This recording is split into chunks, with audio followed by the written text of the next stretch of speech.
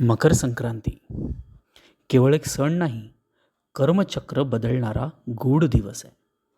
आजच्या या व्हिडिओमध्ये मी तुम्हाला 3 अशा चुका सांगणार आहे, ज्या तुम्ही चुकूनही मकर संक्रांतीच्या दिवशी करू नका आणि आपले कर्म व आपलं भाग्य सुधरवण्यासाठी 3 असे उपाय सांगणार आहे. अतिशय सोपे असे उपाय की जे करून तुम्हाला येणारं वर्ष कसं सुख समृद्धी आणि भरभराटीचं आणि तुमच्या मनातील इच्छा पूर्ण करणारं ठरतं ते बघाच तुम्ही. तुम्ही लक्षात घेतलं आहे का? काही लोक प्रचंड मेहनत करतात, तरीही त्यांच्या आयुष्यात गोष्टी अडकलेल्या असतातच. शास्त्रात याचं एक कारण सांगितलं जातं. ते म्हणजे योग्य दिवशी योग्य ऊर्जा स्वीकारली नाही म्हणून. आणि मकर संक्रांती हा असा दिवस आहे जो वर्षभराचं कर्मचक्र बदलू शकतो. हो, मकर संक्रांत म्हणजे नेमकं काय हो? आपण मकर संक्रांती म्हणजे केवळ पतंग, तिळगुळ, साखरगाठी एवढंच पाहतो. पण प्राचीन शास्त्रामध्ये हा दिवस ऊर्जा संक्रमणाचा दिवस आहे. या दिवशी सूर्य मकर राशीत प्रवेश करतो. शास्त्रामध्ये सूर्य म्हणजे तुमची इच्छा, तुमची दिशा आणि तुमची कर्मशक्ती. म्हणूनच या दिवसानंतर दिवस मोठे होऊ लागतात, प्रकाश वाढतो आणि अंधार मागे जातो. हे फक्त निसर्गात नाही, हे तुमच्या आयुष्यातही घडू शकतं आहे बरं का. उत्तरायण. आपण म्हणतो की सूर्य उत्तरायणाला लागतो, पण उत्तरायण म्हणजे काय?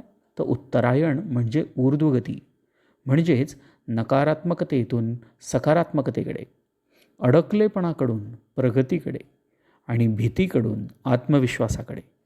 म्हणूनच भीष्म पितामहांनीही त्या देहत्यागासाठी उत्तरायणाची वाट पाहिली. कारण ऊर्जा योग्य नसेल तर मुक्तीही कठीण होते हो. तिळगुळ गोड नाही, गूढ आहे. आता तिळगुळाबद्दल बोलूया. तीळ म्हणजे काय?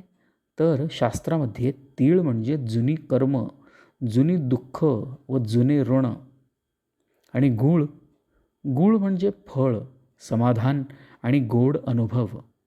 म्हणजे तिळगुळ खाणं म्हणजे काय?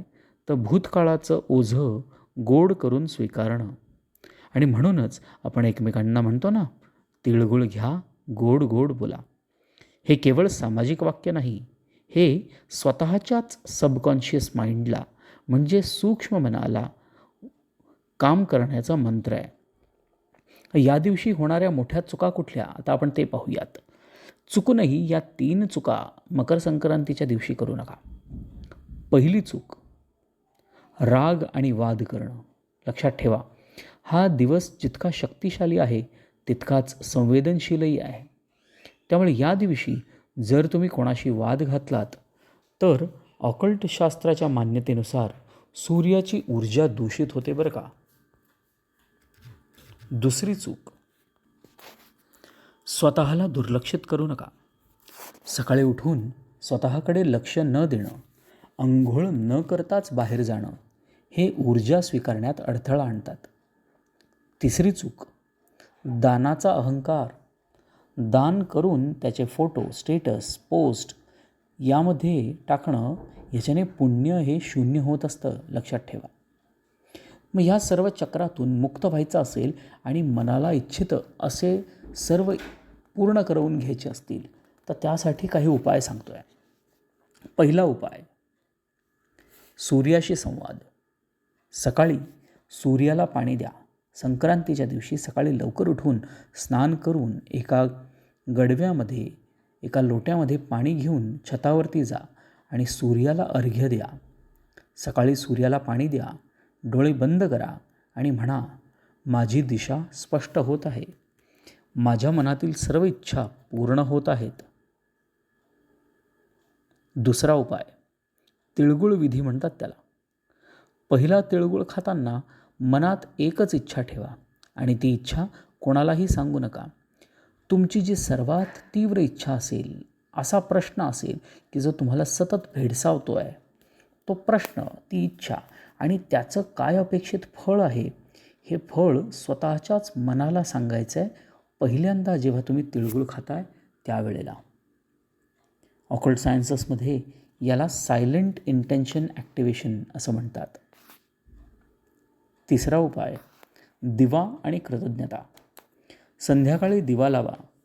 दिव्याकडे पाहून दिवसातल्या 3 गोष्टींना धन्यवाद द्या. लक्षात ठेवा, कृतज्ञता हे फार मोठं शस्त्र आहे, ज्याने तुम्ही तुमच्या शत्रूलाही आणि तुमच्या विरुद्ध कारस्थानं करणाऱ्या शक्तींनाही आपलंसं करू शकता, नमवू शकता. मकर संक्रांती म्हणजे सण नाही, तो तुमच्या पुढच्या वर्षाचा बीजारोपणाचा दिवस आहे. हा व्हिडिओ शेअर करा. कदाचित कोणाच्या आयुष्यात प्रकाश यायला तुम्ही कारणीभूत व्हाल आणि वर सांगितलेले उपाय नक्कीच करून पहा. धन्यवाद.